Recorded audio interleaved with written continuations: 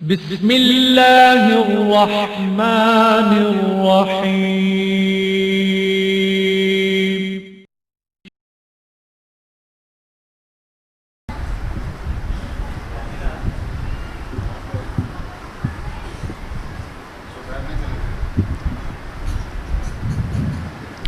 اعوذ باللہ من الشیطان اللعین اللعین الرجیم بسم اللہ الرحمن الرحیم الحمدللہ ذی العز الشامخ المنیف ذی الجلال البازخ العظیم ذی الملک الفاخر القدیر مالک الاملاک مفلک الافلاک مسخر الشمس والقمر مکبر اللیل والنہار مکبر النہار علی اللیل قاسم کل جبار عنید مہلک کل شیطان مرید رب الجنة والناس رب العالمین لا يسره صراخ المستصرخين لا يبرمه إلحاح الملحين العصم للصالحين موفق للمفلحين مولى العالمين أنزل السكينة على قلوب المؤمنين جلت عظمته الصلاة والسلام على النبي الأمي العربي الهاشمي القرشي المكي المدني الأبدعي المطلبي أبي القاسم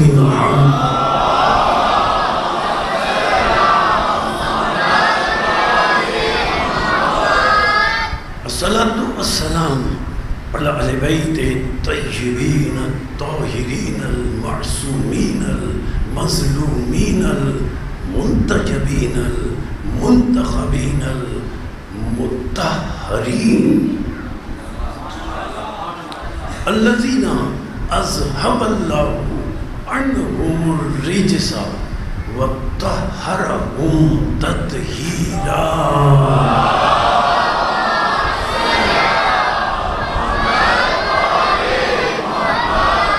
اما بعد فقد قال الحكيم في محكم كلامه المتين وخطابه المبين هو أصدق الصادقين وقوله الحق لأنه هو معلن الحق بالحق بسم اللہ الرحمن الرحیم شرع لکم من الدین ما وصى به نوحا والذی اوحینا الیک وما وصینا به ابراہیم وموسیٰ وعیسیٰ ان اقیموا الدین ولا تتفرقوا فيه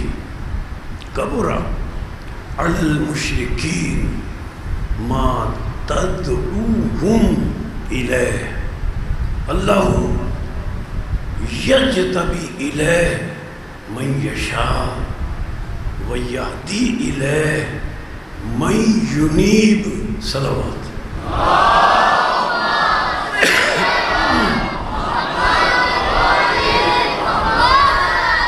قرآن مجید کا 42واں سورہ سورہ مبارکہ شورى 13ویں آیت واقعی ہدایہ گفتگو کا موضوع قرآن اور شریعت اسلام. اللہ نے خاتم النبیین سے مخاطب ہو کر ارشاد فرمایا اے رسول شرع لکم من الدین، اے رسول ہم نے تمہارے لیے دین میں شریعت اسلام کو قرار دیا ہے. اے میرے حبیب اے خاتم النبیین دیکھو یہ وہی شریعت ہے ما وصى به نوحا کہ جو شریعت ہم نے وصیت کے ذریعے حضرت نوح علیہ السلام کو عطا کی. والذی اوحینا الیک، لیکن اے رسول ہم نے تمہیں وصیت کے ذریعے شریعت عطا نہیں کی، ہم نے تمہیں وحی کے ذریعے شریعت عطا کی. وما وصینا بہ ابراہیم وموسیٰ وعیسیٰ، اور سنو اے رسول ہم نے حضرت ابراہیم علیہ السلام، حضرت موسیٰ علیہ السلام، حضرت عیسیٰ علیہ السلام کو بھی شریعتیں جو عطا کی وہ وصیت کے ذریعے عطا کی. کیوں عطا کی اے رسول؟ اس لیے ان اقیم الدین، کہ تم اس کرۂ ارض پر دین اسلام اور شریعت اسلام کو مکمل طریقے سے نافذ کرو. وَلَا تَتَفَرَّقُوا فِيهِ، اور اس میں کوئی تفرقہ نہ پڑنے دو. کَبُرَ عَلَى الْمُشْرِكِينَ مَا تَدْعُوهُمْ إِلَيْهِ، جس شریعت کی طرف تم ان مشرکین کو بلاتے ہو اے رسول، شریعت کی تبلیغ کرنے پر ان مشرکین کو بڑا ناگوار گزرتا ہے. انہیں ناگوار گزرے، انہیں گرا گزرے، انہیں برا لگے، اللہ کو پرواہ نہیں ہے. کیوں؟ اللہ یجتبی الیہ من یشاء، اللہ نے شریعت اسلام کے نفاذ کے لیے ایسی برگزیدہ ہستیوں کو منتخب کیا ہے کہ جو کبھی مجتبی کہلاتے ہیں، کبھی مرتضی کہلاتے ہیں، کبھی مصطفیٰ کہلاتے ہیں.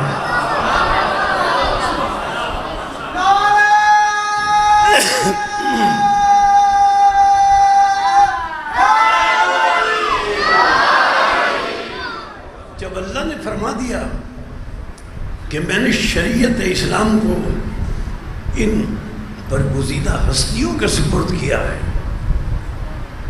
سلسلے گفتگو ذہنوں میں محفوظ ہوگا. ایسی برگزیدہ ہستیوں کے ذمے اللہ نے شریعت اسلام کو ایسی برگزیدہ ہستیوں کے سپرد کیا ہے جو بے عیب ہیں، جو معصوم ہیں، تاکہ شریعت کو پہنچانے میں کوئی غلطی نہ ہو جائے. اگر عام انسان کو اللہ شریعت پہنچانے کے لیے دے دیتا تو عام انسان غلطی کر سکتا تھا. اس لیے شریعت کے احکام پہنچانے کے لیے اللہ نے اس خاتم النبیین کو قیامت تک کے لیے منتخب کیا، کہ جس کے لیے سورہ والنجم میں اللہ نے ارشاد فرمایا والنجم اذا ہوا ما ضل صاحبکم وما غوی وما ینطق عن الہوی ان هو الا وحی یوحی، کہ یہ رسول جو کچھ تم تک پہنچائے تم شک نہ کرنا، اس لیے کہ اس کا کہنا میرا کہنا ہے. سورہ یونس قل ان اتبع ما یوحی الی، اے رسول تم بھی انہیں سمجھا دو کہ یہ غلط فہمی میں مبتلا نہ ہو. انہیں بتا دو کہ میں رسول جو کچھ کرتا ہوں اس وقت کرتا ہوں جب وہ وحی نازل کر دیتا ہے. ان کے دامن کو تھام لو تاکہ شریعت اسلام اور اس کے احکامات میں عمل کرنے میں کوئی غلطی نہ ہو جائے. شریعت ہماری عقل کے مطابق نہیں ہے. ہمیں کوئی حق نہیں پہنچتا کہ شریعت اسلام میں خصوصاً فروع دین میں نماز روزہ حج زکوٰۃ وغیرہ میں ہم اپنے استنباط اپنی عقل سے کریں. یہ ہماری عقل کے مطابق ہے ہی نہیں.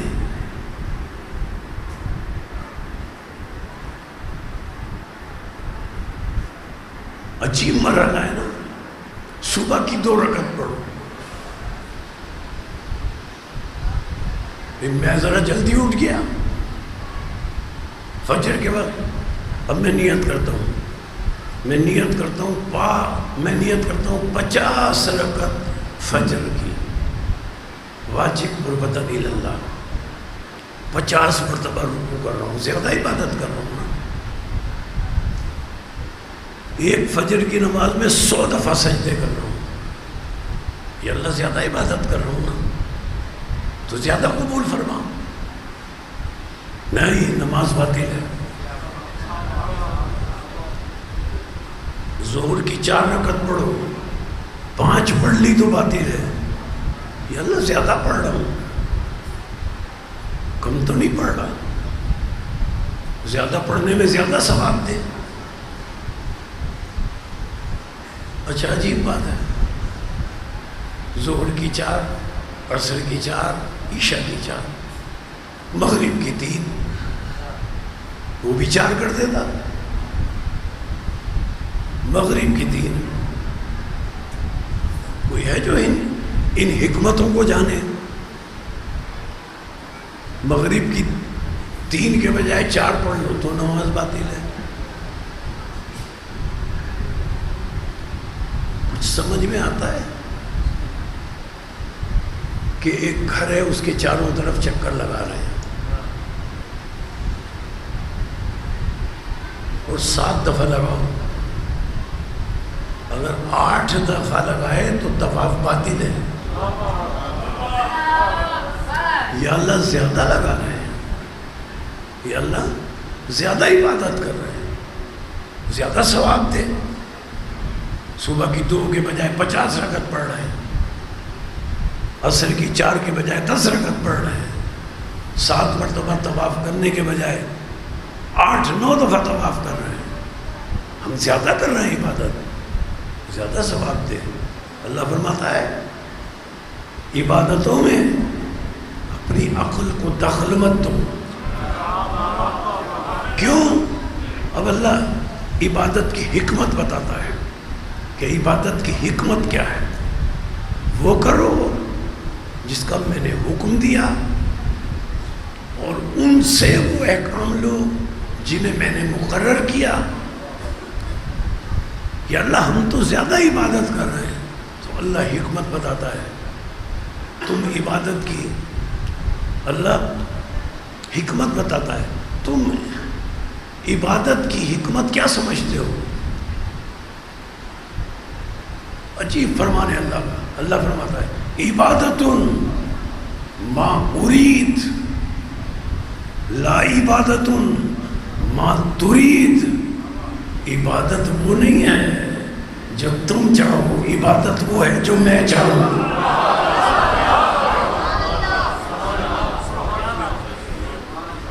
تو ان مسائل میں اپنی عقل کو دخل دینا کوئی جواز نہیں اس کا کہ اپنی عقل کو دخل دیا جائے. جو اپنی عقل کو دخل دیتے ہیں بتائیں نا 2 رکعت کیوں ہے فجر کی, کہ جو اصول دین میں یہ ہے تم فروع دین میں بھی یہ کریں گے. فروع دین میں صرف حکم ہے, اصول دین میں عقل کو استعمال کرو کہ اللہ ہے.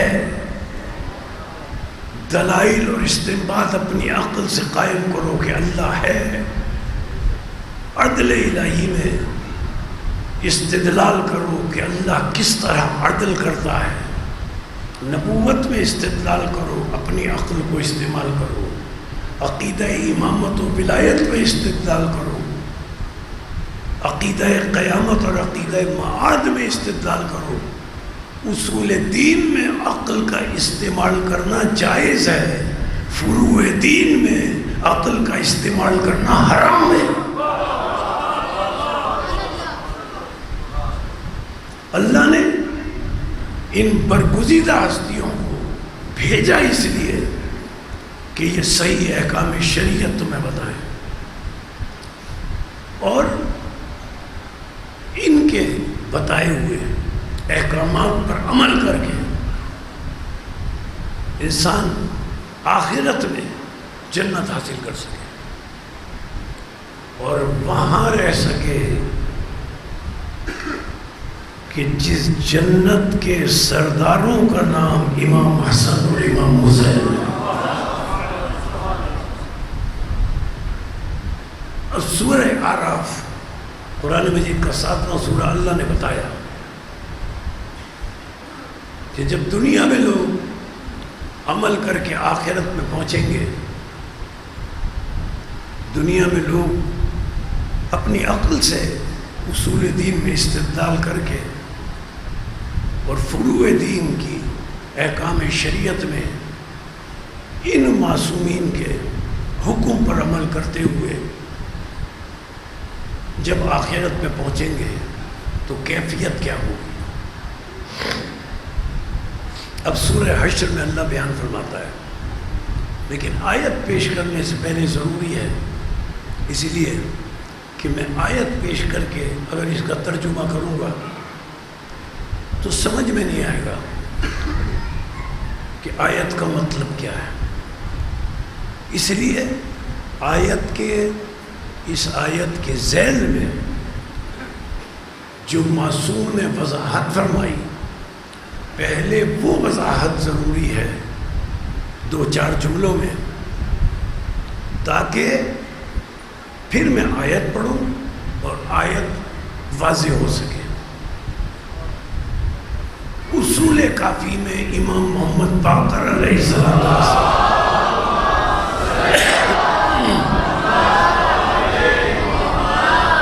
امام ارشاد فرماتے ہیں کہ جب حشر کا میدان ہوگا، اب اس آیت کی تھوڑی سی وضاحت تاکہ یہ آیت سمجھ میں آ جائے کہ کیا مطلب کیا ہے اس آیت کا۔ امام فرماتے ہیں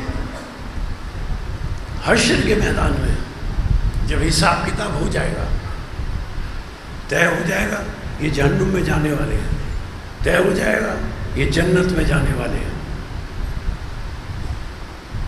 تو جو جنت میں جانے والے ہوں گے اصول کافی میں ہے کہ جب وہ جنت میں جانے کا ارادہ کریں گے تو ان کے سامنے 14 معصومین کو لا کر کھڑا کر دیا جائے گا۔ ان کے سامنے 14 معصومین کو لا کر کھڑا کر دیا جائے گا۔ اب یہ سارے جنت میں جانے والے ان 14 معصوم کی طرف نظر ڈالیں گے جنت میں جانے سے پہلے، اور 14 معصومین علیہ السلام کی زیارت کرتے ہوئے انگشت شہادت سے سارے جنت میں جانے والے ان کی طرف اشارہ کر کے 14 معصومین کی طرف انگشت شہادت سے اشارہ کر کے ایک بات کہیں گے۔ اس بات کو اللہ نے سورہ اعراف کی آیت بنا دیا۔ وہ ان کی طرف، بس وہ جنت میں داخل ہونے والے ہیں،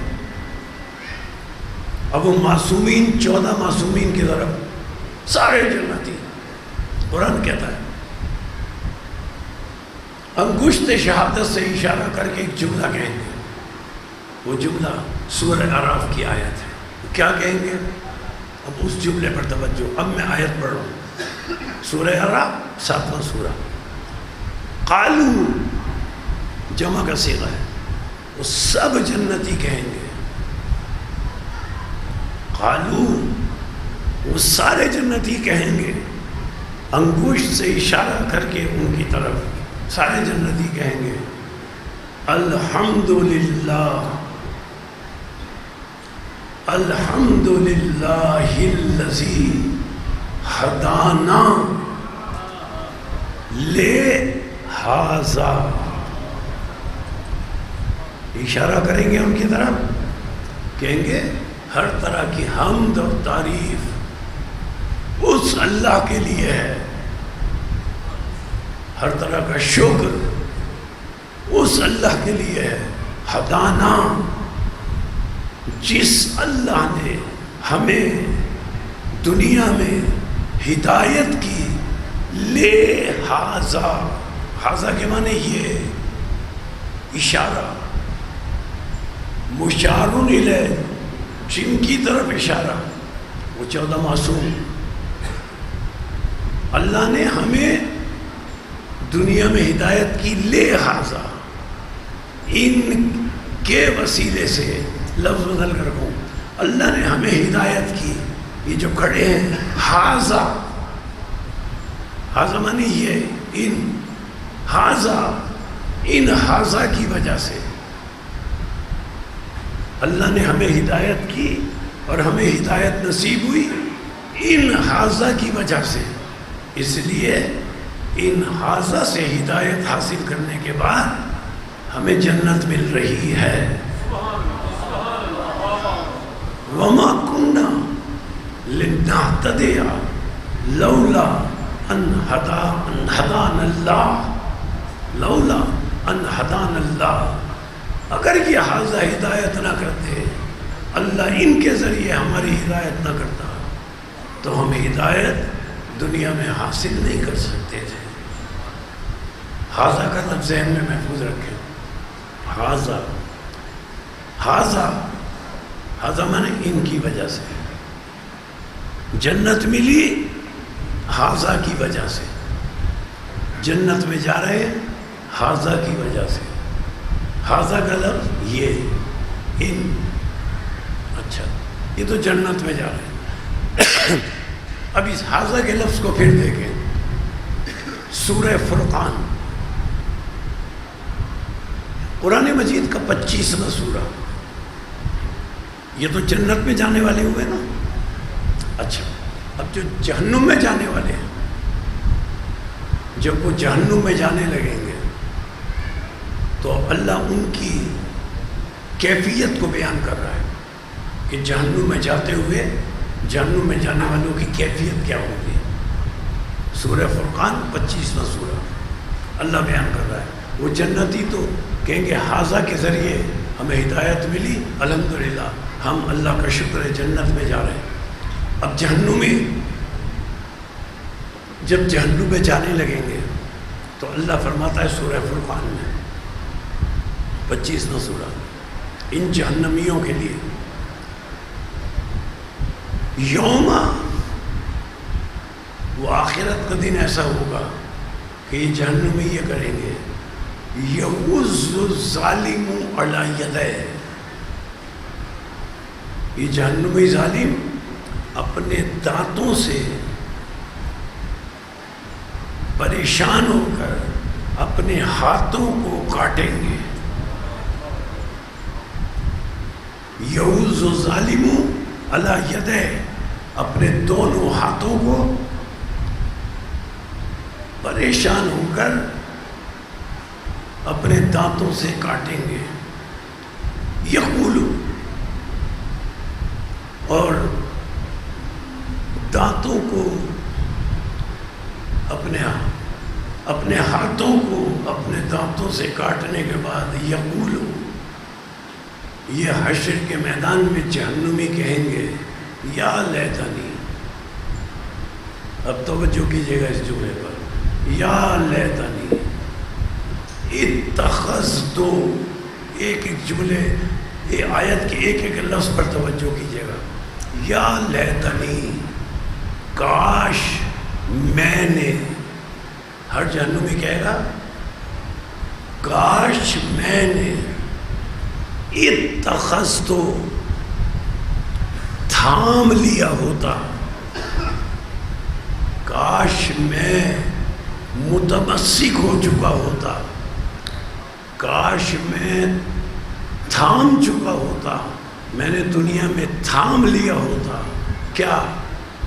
مع الرسول، صرف رسول کے دامن کو نہیں، رسول کے ساتھ پہلے لفظ مع الرسول. کاش میں جہنم میں نہ جاتا اگر کاش میں نے دنیا میں معنی ساتھ صرف رسول کو نہیں، صرف رسول کے دامن کو نہیں، میں جہنم میں نہ جاتا. کاش میں نے صرف رسول کے دامن کو نہ تھاما ہوتا. مع الرسول، رسول کے ساتھ ساتھ. اتخذت مع الرسول، کاش میں نے رسول کے ساتھ ساتھ، آیت پڑھ لیجئے، اتخذت مع الرسول سبیلا. کاش میں نے رسول کے دامن کو تھامنے کے ساتھ ساتھ سبیل کے دامن کو بھی تھام لیا.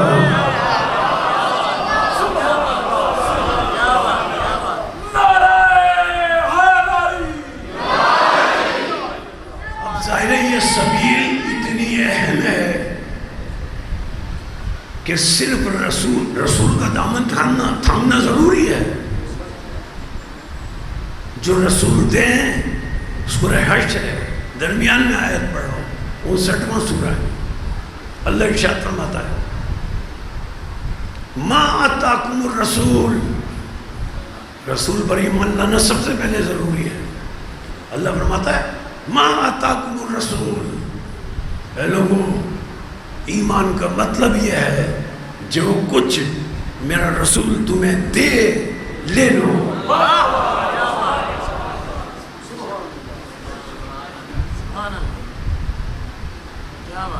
اگر تم رسول کو مانتے ہو تو جو رسول دے لے لو. جب رسول دے تو اس سے دلیل نہ مانگو.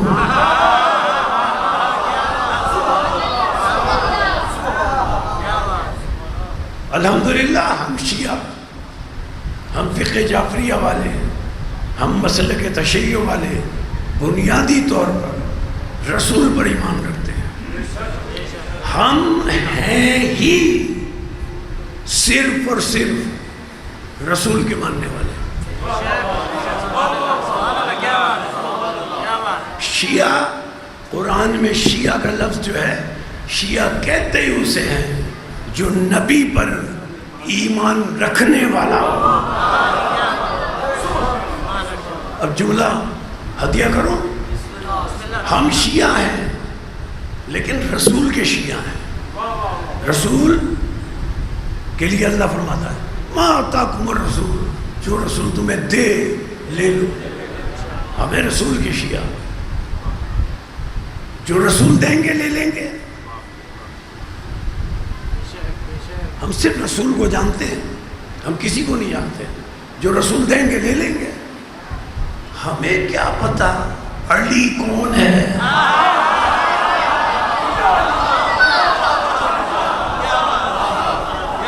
ہم کیا جانے؟ ہم تو جانتے ہی نہیں تھے علی. ہمیں تو پتہ ہی نہیں تھا کہ علی کون ہے. ہم ہیں رسول کے ماننے والے، ہم ہیں رسول پر ایمان رکھنے والے، ہم ہیں رسول کے حکم پر عمل کرنے والے. ہمیں پتہ ہی نہیں تھا کہ علی کون ہے. ہم کیا جانے علی کون ہے؟ ہمیں رسول کے مومن. لیکن کیا کریں؟ اللہ فرما رہا ہے جو کچھ رسول دیں لے لو. ہم ہیں رسول کے ماننے والے. ہم علی کو جانتے ہی نہیں تھے کون ہے، لیکن اللہ نے فرمایا دیکھو اگر میرے رسول پر ایمان رکھتے ہو جو کچھ میرا رسول دے لے لو. ہمیں پتہ ہی نہیں تھا علی کون ہے. اب رسول نے کہا من کنت مولا،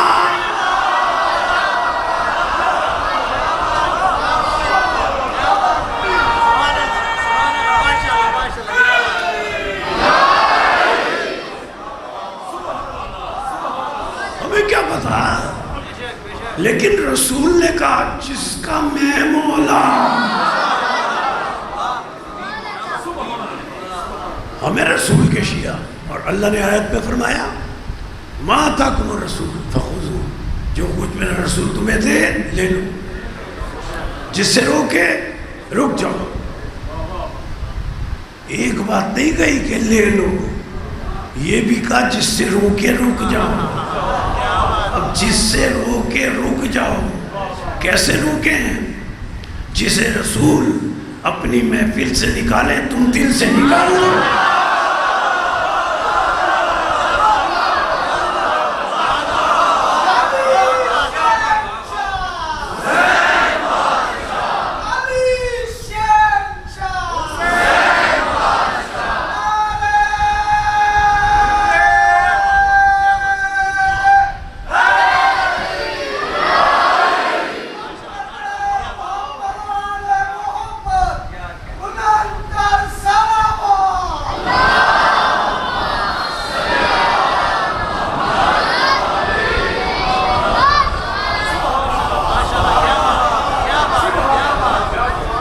جہنمی جو ہے، میں آیت پڑھ رہا تھا ضمناً یہ بات آپ کی سماعتوں کے لیے پیش کر دی.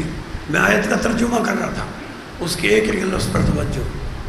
جہنمی کہیں گے یقولو یا لیتنی، جیسے کفِ افسوس ملتے ہوئے کہا جاتا ہے نا، کاش اتخذتو، میں نے رسول کے ساتھ ساتھ، مع الرسول، رسول کے ساتھ ساتھ، اتخذت مع الرسول سبیلا، کاش میں نے رسول کے ساتھ ساتھ سبیل کے دامن کو بھی تھام لیا.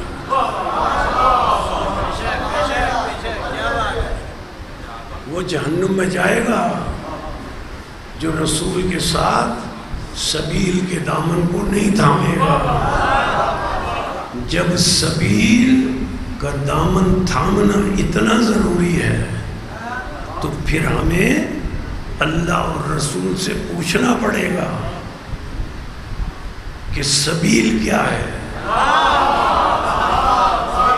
تاکہ ہم رسول کے ساتھ ساتھ سبیل کے دامن کو بھی تھام سکیں.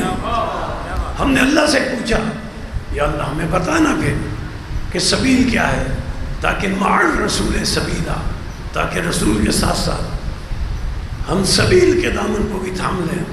تو اللہ نے سورہ بقرہ میں ارشاد فرمایا لا تقولوا لمن يقتل فی سبیل اللہ اموات، انہیں مردہ مت کہنا جو سبیل رب کی محبت میں مر جائے.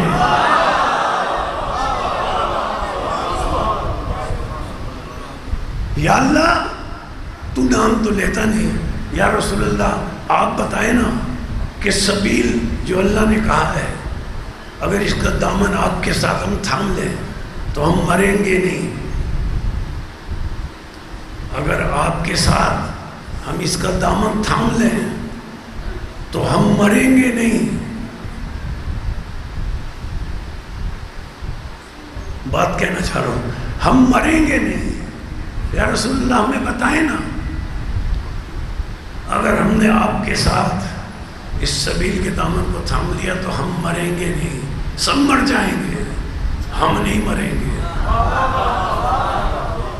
سب مر جائیں گے، اگر ہم اس سبیل کے دامن کو تھام لیں گے تو پھر ہم مریں گے نہیں. اور پوری کائنات میں سب مر جاتے ہیں شیعوں کے علاوہ. پورے عالمین میں سب مر جاتے ہیں شیعوں کے علاوہ. شیعہ اس لیے نہیں مرتے، انہوں نے سبیل کے دامن کو تھاما ہوا ہے. شیعہ قبر میں تلقین سنتے بھی ہیں، سمجھتے بھی ہیں.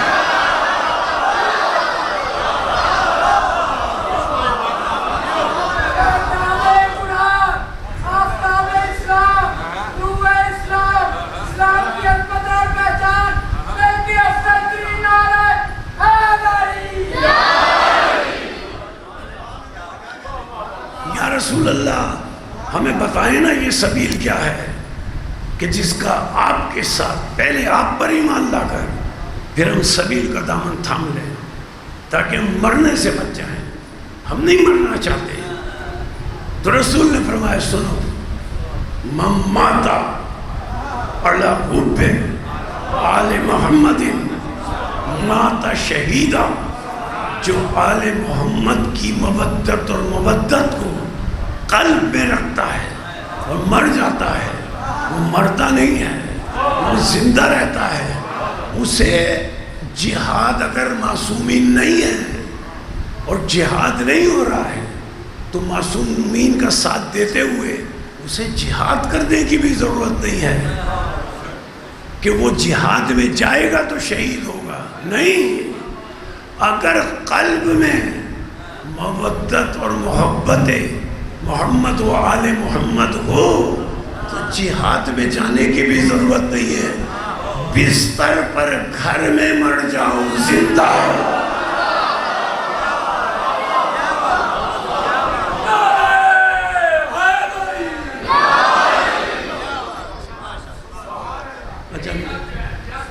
میں بات کو جان لانا چاہتا تھا، ابھی تک نہیں پہنچ پا رہا ہوں. یقولو،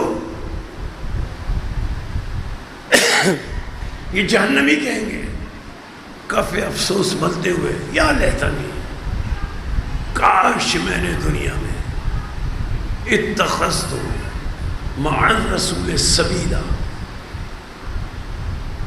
کاش میں نے دنیا میں خاتم النبیین پر بنیادی طور پر ایمان رکھنے کے بعد سبیل کے دامن کو بھی تھام لیا ہوتا. پھر اس کے بعد آیت آگے بڑھی، پھر وہ ایک جملہ کہیں گے. اب میں جملے کا صرف ترجمہ کروں گا. پہلے کہیں گے کاش ہم نے سبیل کے دامن کو بھی بنیادی طور پر رسول پر ایمان ہے، بنیادی ایمان رسول پر ہے، خاتم النبیین پر ایمان رکھنے کے ساتھ ساتھ کاش ہم نے سبیل کے دامن کو بھی تھام لیا ہوتا. جو جملہ ہے نا آیت میں وہ بڑا عجیب ہے. اور پھر یہ جہنمی جہنم میں جاتے ہوئے اب دوسرا جملہ کہیں گے. پہلے کہیں گے یا لیتنی، اس کے بعد اب دوسرا جملہ کہیں گے یا ویلتا،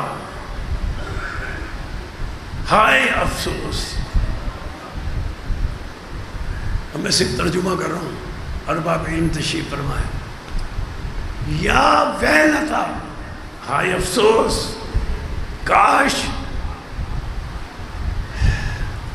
عجیب آیت ہے. یا ویلتا، افسوس، کاش. لم اتخذ فلانا، آیت میں ہے لم اتخذ فلانا خلیلا. جہنمی کیا کہیں گے جاتے ہوئے؟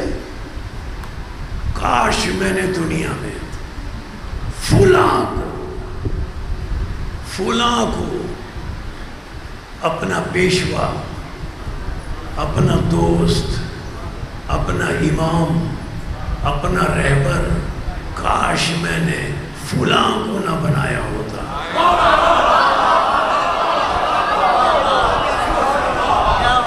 کاش میں نے فلاں کو نہ بنایا ہوتا. قرآن میں اللہ نے کہا فلاں، اللہ نے نام نہیں بتایا تو ہم کیوں بتائیں؟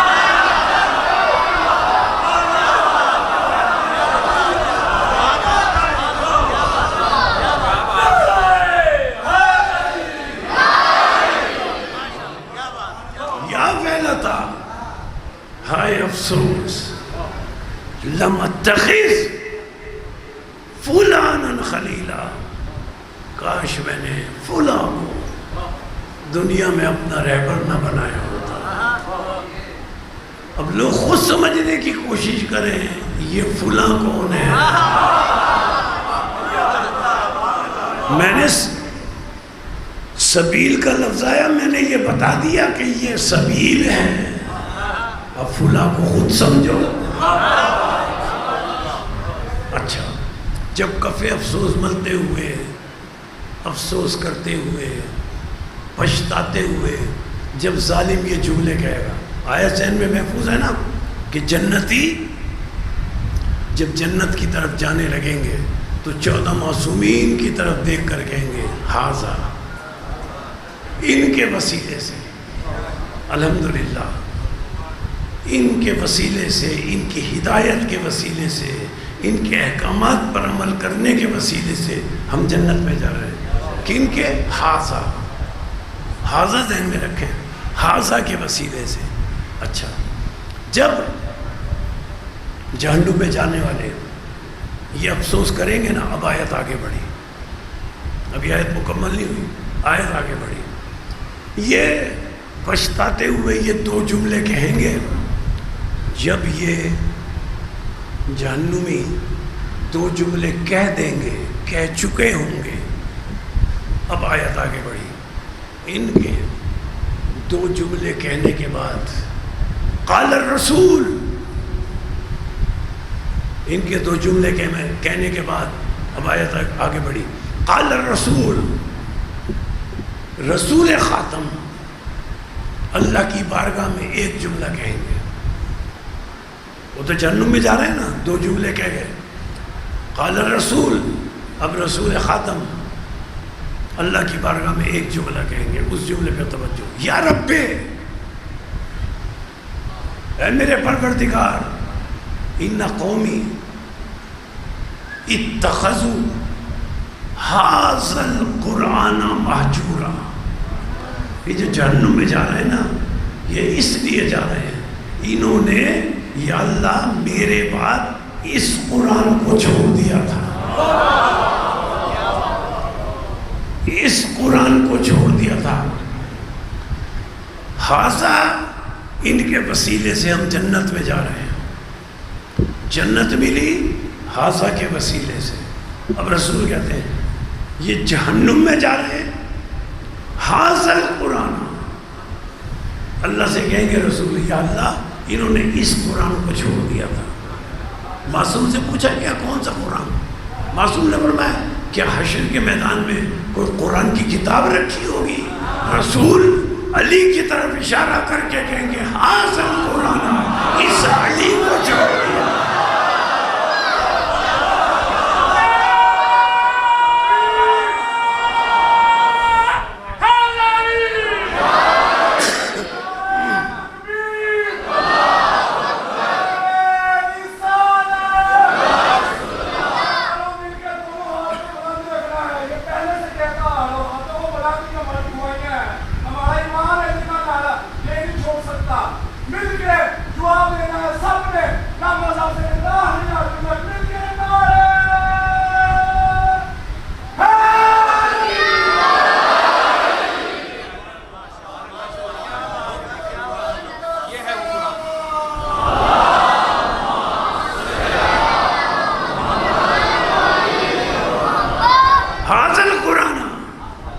اس قرآن کو انہوں نے چھوڑ دیا تھا میرے بعد. یا اللہ ان کا قصور یہ ہے، یہ جو جہنم میں جا رہے ہیں انہوں نے میرے بعد ھذا، اس قرآن کو چھوڑ دیا تھا. ھذا کتنا اہم ہے. جنت ملتی ہے ھذا کے وسیلے سے، جہنم ملتا ہے ھذا کو چھوڑنے سے. یا رسول اللہ جب ھذا اتنا اہم ہے کہ جنت ملتی ہے ھذا کے وسیلے سے، جہنم میں جاتے ہیں ھذا کو چھوڑنے سے، تو یا رسول اللہ ھذا بڑا اہم ہے. اسے دنیا میں آپ نے ھذا دنیا میں بتایا، آپ نے اس کی تبلیغ کی آپ نے، تاکہ لوگ ھذا کے دامن کو تھام لیتے، تاکہ جہنم سے بچ جاتے، جنت میں چلے جاتے. تو رسول فرمائیں گے میں نے دنیا سے جانے سے پہلے بتایا نہیں تھا من کنت مولا فھذا.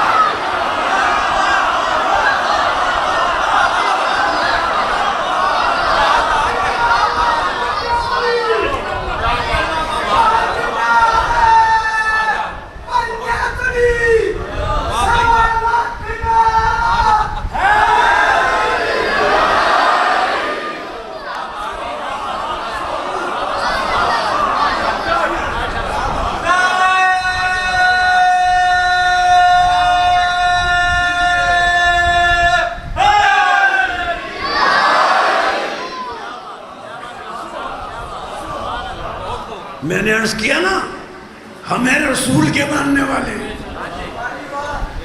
رسول پر جو مکمل ایمان رکھتا ہو اسے شیعہ کہتے ہیں.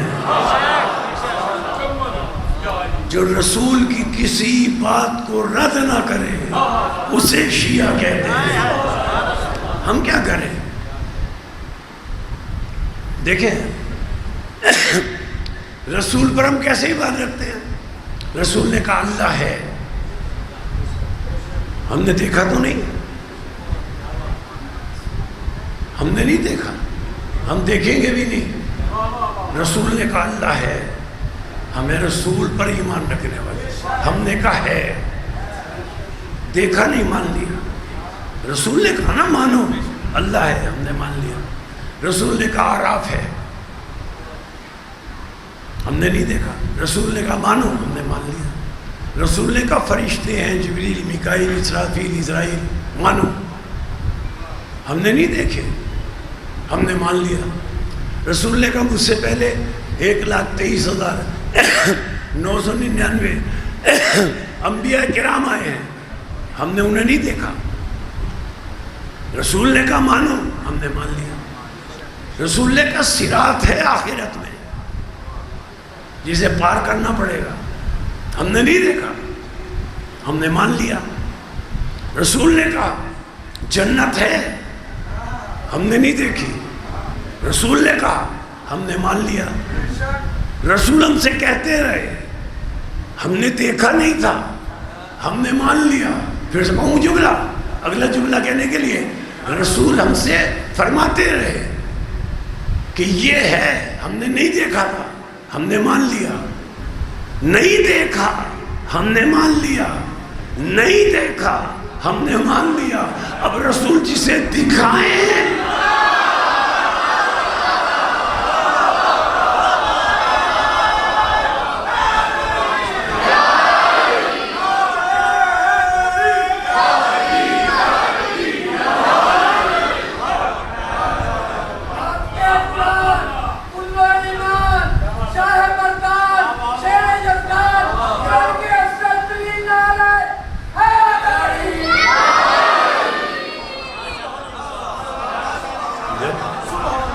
جو ہم نے نہیں دیکھا، صرف رسول نے فرمایا مانو، ہم نے مان لیا.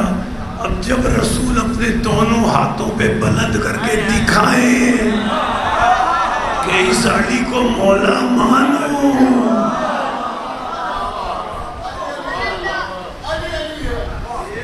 تو پھر ہمیں مولا ماننا پڑے گا. نہ دیکھنے پر ہم مانتے ہیں، ہم رسول کے ایسے مومن ہیں، تو دکھانے پر ہم کیوں نہ مانیں؟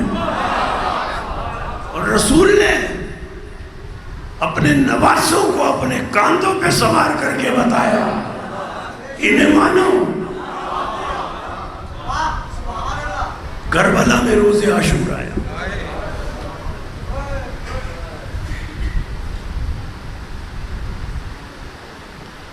حضرت عباس علیہ السلام روز عاشور امام حسین علیہ السلام کے پاس آئے. یہ وہ حضرت عباس ہیں، روایتوں میں ملتا ہے کہ نظر اٹھا کر حسین کی طرف دیکھنے کی بہت کم ہمت کرتے تھے. اتنا ادب اور احترام تھا. ہمارا سلام حضرت عباس کی وفاؤں پر. اتنا احترام تھا مولا حسین کا کہ مولا کی طرف بہت کم نظر ڈالتے تھے. روز عاشور مولا حسین علیہ السلام کے سامنے آ کر کھڑے ہو گئے، سر جھکایا ہوا ہے. یہ ایک واقعہ تاریخ میں نظر آتا ہے کہ جب حضرت عباس نے نظریں اٹھا کر مولا حسین علیہ السلام کو دیکھا سر جھکا ہوا ہے، مولا کے سامنے کھڑے ہیں، اور حضرت عباس علیہ السلام کہہ رہے ہیں مولا اب مجھے بھی میدان میں جانے کی اجازت ہے۔ امام حسین علیہ السلام نے فرمایا بھیا عباس تمہیں کیسے اجازت دو، تم تو میرے لشکر کے علمدار ہو۔ اب یہ ایک موقع ہے، را یمینا ورا شمالا، یہ ایک موقع ہے۔ حضرت عباس علیہ السلام نے ایک مرتبہ دائیں طرف دیکھا، پھر بائیں طرف دیکھا، اور پھر امام حسین، پھر سر اٹھا کر امام حسین کی طرف دیکھا، مولا وہ لشکر کہاں ہے جس کا میں علمدار ہوں؟ مولا حسین علیہ السلام نے فرمایا نہیں بھیا میں تمہیں اجازت نہیں دوں گا۔ واپس چلے گئے، خیمے میں جا کر بیٹھ گئے۔ جناب سکینہ سلام اللہ علیہ، اب میں آپ کو حضرت عباس کی وفا بتاؤں، وہ تو جناب زینب سلام اللہ علیہ ہے، وہ تو جناب ام کلثوم سلام اللہ علیہ ہے، وہ تو امام حسین علیہ السلام ہے جنہیں مولا کہتے ہیں۔ حضرت عباس آقا کہتے ہیں، کبھی مولا اور آقا کے علاوہ نہیں کہا کچھ، بھائی ساری زندگی نہیں کہا، وہ تو امام حسین ہے۔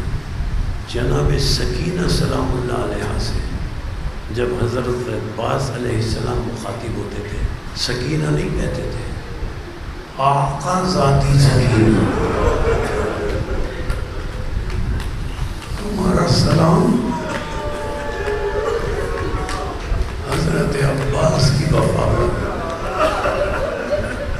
4 سالہ بہن کو آقا ذاتی سکینہ۔ خیمے میں آ کر بیٹھ گئے، جناب سکینہ بھی کچھ فاصلے پر بیٹھی تھی، پیاس کی شدت کی وجہ سے جناب سکینہ کی زبان سے نکلا العطش العطش۔ حضرت عباس نے کہا آقا ذاتی سکینہ بہت پیاس لگی ہے۔ ہاں چچا جان آؤ، آقا ذاتی آؤ میرے ساتھ چلو،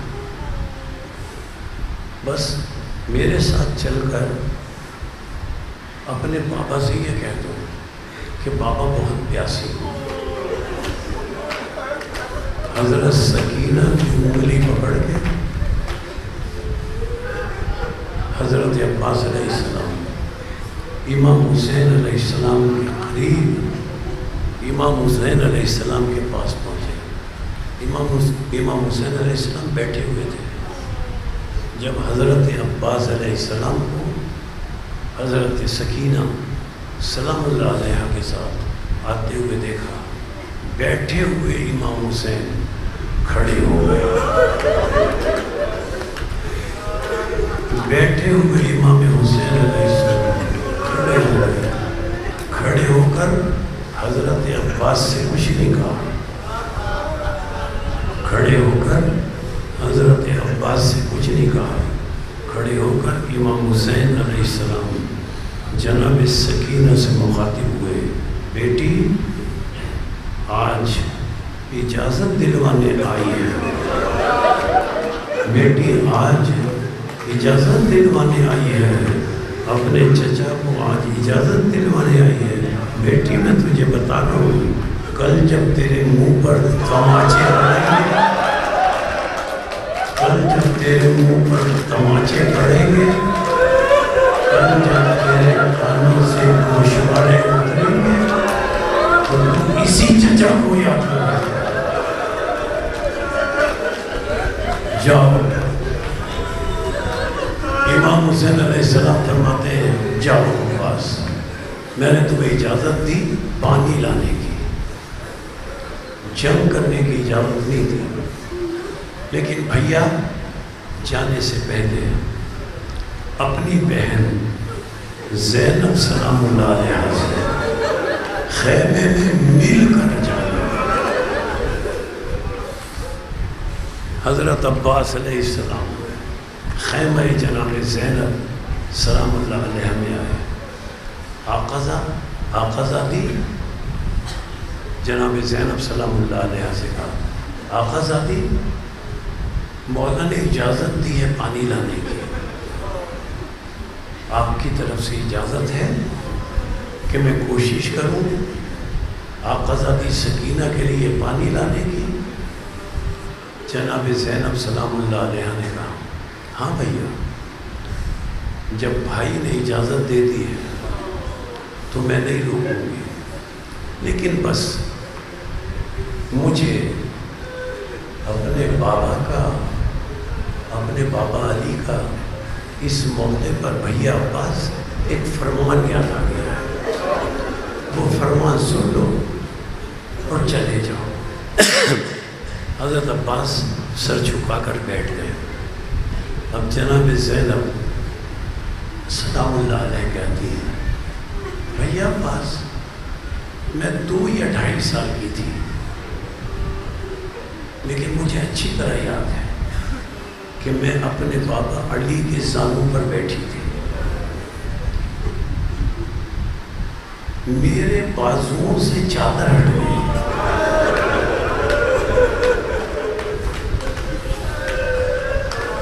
بابا علی نے میرے بازوؤں کو پیار کرنا شروع کر دیا۔ میں نے بھیا عباس میں نے بابا سے پوچھا بابا یہ میرے بازوؤں کو آپ اتنا پیار کیوں کر رہے ہیں؟ تو بھیا عباس پتہ ہے بابا علی نے جواب دیا بیٹی تیرے ان بازوؤں میں رسیاں بندھیں گی، تیرے ان بازوؤں میں رسیاں بندھیں گی۔ اب جناب زینب سلام اللہ علیہ کہتی ہیں بھیا عباس بابا کا یہ فرمان میں کبھی نہیں بھولی، لیکن میں سوچتی تھی کہ جس بہن کے 18 بھائی ہیں اور جس بہن کا عباس جیسا غیرت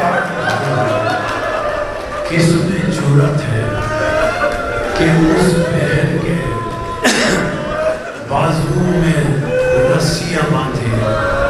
اب کہتی ہیں حضرت عباس سے جناب زینب بھیا عباس اب تم جا رہے ہو نا، آج بابا کا فرمان سمجھ میں آیا،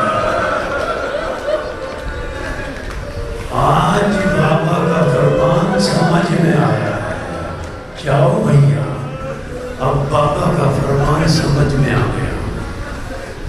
حضرت عباس علیہ السلام جانے کے لیے گھوڑے پر بیٹھے ہیں، امام حسین علیہ السلام نے اپنی کمر پکڑ کر کہا انکسر ظہری، میری کمر ٹوٹ گئی۔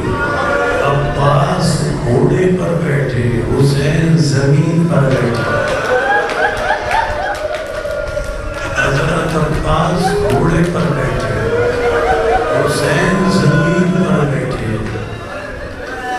عباس سوار ہو کر جا رہے ہیں، امام حسین میں ہمت نہیں ہے کھڑے ہو جائیں، حضرت علی اکبر باقی ہیں، حضرت علی اکبر علیہ السلام امام حسین کے ساتھ موجود ہیں۔ امام حسین نے کہا بیٹا اکبر کھڑے ہو جاؤ، کھڑے ہو کر دیکھ دیکھ کر مجھے بتاؤ میرا بھائی کیسا لڑ رہا ہے، میرا بھائی جنگ کیسی کر رہا ہے۔ حضرت علی اکبر کھڑے ہو گئے، کھڑے ہو کر بتاتے رہے کہ چچا جان آگے بڑھتے جا رہے ہیں، چچا جان علم نظر آ رہا ہے. بابا اب ایسا لگ رہا ہے کہ چچا جان نہر فرات میں داخل ہو گئے. علم ذرا نیچے ہوا ہے. بابا اب ایسا لگ رہا ہے کہ بہن سکینہ کا مشکیزہ بھر لیا ہے. بابا اب ایسا لگ رہا ہے علم بلند ہو رہا ہے، اور یہ علم بابا اب خیموں کی، ہمارے خیموں کی طرف یہ علم تیزی سے آ رہا ہے. بابا ایسا محسوس ہوتا ہے کہ چچا نے مشق سکینہ کو بھر لیا ہے، اور علم لے کر، پانی لے کر اب چچا عباس خیمے کی طرف آ رہے ہیں. بابا علم تیزی سے اب خیمے کی طرف آ رہا ہے. ایک مرتبہ یہ کہتے کہتے حضرت علی اکبر چیخ کر بلند آواز سے روئے، چیخ کر بلند آواز سے روئے، چیخ کر بلند آواز سے روئے. بابا بابا بابا یہ کیا ہوا؟ بابا یہ کیا ہوا؟ علم نے دائیں سے بائیں کر رکھ لی ہے. بابا یہ کیا ہوا؟ بابا یہ کیا ہوا؟ علم نے دائیں سے بائیں کر رکھ لی ہے. اب علم بائیں طرف چلا گیا، پھر چیخ کر رہے. بابا بابا یہ کیا ہوا؟ اب علم نظر نہیں آ رہا. اب علم نظر نہیں آ رہا. بابا علم نظر نہیں آ رہا. بابا علم نظر نہیں آ رہا. حضرت عباس نے مشق سکینہ کو بھرا تھا. مشق سکینہ کو بھر کر علم دائیں ہاتھ میں لے کر مشق سکینہ کو لے کر خیموں کی طرف گھوڑے پر سوار پڑ رہے تھے. ظالموں نے چاروں طرف سے گھیرا. حضرت عباس کا دایاں بازو کٹ کر زمین پر گرا. حضرت عباس نے علم بائیں ہاتھ میں لے لیا. ایک ظالم نے بائیں ہاتھ پر وار کیا. بایاں بازو کٹ کر حضرت عباس کا زمین پر گرا. ہمارا سلام حضرت عباس کی وفا پر. سکینہ کا مشکیزہ نہیں کرنے دیا. سکینہ کے مشکیزے کو حضرت عباس نے اس کے تسمے کو اپنے دانتوں میں دبا لیا اور لے کر اب تک خیمے کی طرف بڑھ رہے ہیں. ہاتھ کٹ کر گر چکے ہیں. سکینہ کا مشکیزہ دانتوں میں دبا ہوا ہے. خیمے کی طرف بڑھتے جا رہے ہیں. ہاں ابھی تک میری آقا زادی سکینہ کو پانی پہنچ جائے گا، لیکن ایک مرتبہ ایک تیر آیا آ کر سکینہ کے مشکیزے میں لگا. پانی بہہ کر زمین پر گرا. عباس نے بلند آواز سے کہا، آقا زادی سکینہ اپنے چچا کو معاف کر دینا. تیرا چچا تیرے لیے پانی نہیں لا سکا. اور آواز دی، مولا ادرکنی. یہ کہہ کر حضرت عباس گھوڑے سے نیچے زمین پر آئے. میں نے کہہ دیا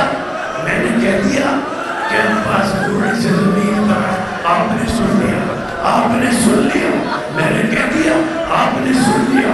ایک ذاکرہ نے خواب میں دیکھا بڑے حضرت عباس کے مسائل پڑھتی تھی کہ جناب سیدہ فاطمہ آئی اور آ کر اس ذاکرہ کو شاباش دے رہی تھی. تو بہت اچھے مسائل میرے بیٹے عباس کی پڑھتی ہے، لیکن ایسا ذاکرہ تو نے آج تک یہ نہیں بتایا کہ جس کے بازو نہ ہو اور گھوڑے سے کیسے کرتا ہے. جس کے بازو نہ ہو اور گھوڑے سے کیسے کرتا ہے. تم نے آج تک یہ نہیں بتایا جس کے بازو نہ ہو اور گھوڑے سے کیسے کرتا ہے. عزادارو آواز دی مولا ادرکنی. مولا میری مدد کے لیے آئیے. حسین علی اکبر کو لے کر پہنچے. آج کی گفتگو میں اختتامی جملے پھر غازی سرکار کا عالم برآمد ہوگا. عزادارو حسین پہنچے. امام حسین علیہ السلام نے اور باتیں چھوڑ دوں. امام حسین علیہ السلام نے حضرت عباس کا سر اپنے زانوں پر رکھا. جیسے ہی حضرت امام حسین نے اپنے زانوں پر حضرت عباس کا سر رکھا، حضرت عباس نے اپنا سر امام حسین علیہ السلام کے زانوں سے ہٹا کر زمین پر گرا دیا. شیخ مہدی لکھتے ہیں کہ دوبارہ حضرت امام حسین نے حضرت عباس کا سر اپنے زانوں پر رکھا. شیخ مہدی لکھتے ہیں دوبارہ حضرت عباس نے مولا کے زانوں سے اپنا سر گرا لیا.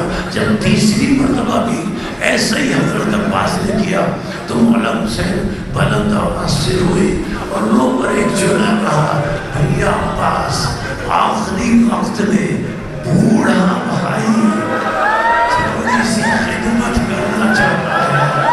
آخری وقت میں بوڑھا بھائی تھوڑی سی خدمت کرنا چاہتا ہے.